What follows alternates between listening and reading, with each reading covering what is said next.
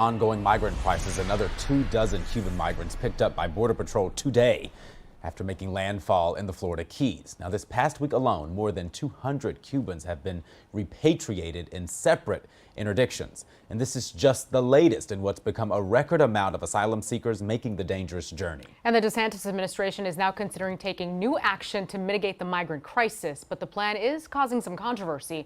Local 10's Cody Weddle reports from Miami. Well, the lieutenant governor announcing that Florida will start busing newly arrived migrants out of state. But the big question here, will that include the thousands of Cuban migrants arriving on the shores of South Florida?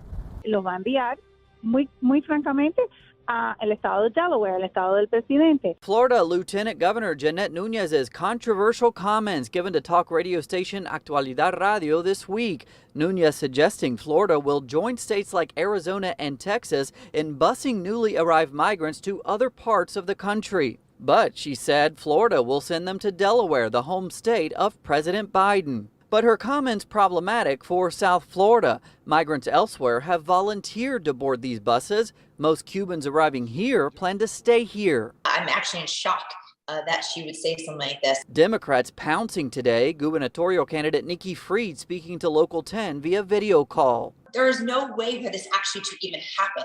So she's merely using words, these catchphrases to try to get to her base. It's insensitive, it's cruel, and it's against everything that we as Americans stand for. Charlie Crist releasing a statement that reads in part, "This should shake every freedom-loving Floridian who may not look like, speak like, or vote like Governor DeSantis. If he is willing to play with the safety and well-being of refugees from a communist dictatorship just to play political games to win the White House in 2024, he has disqualified himself from public office." DeSantis' spokesperson Christina Pushaw walking back the comments this afternoon on Twitter, saying that since Cubans are considered refugees, they're here legally and therefore wouldn't be bused elsewhere.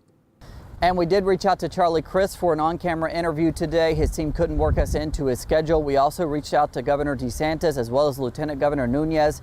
We did not hear back. We're reporting this in Miami. I'm Cody Weddle for Local 10 News.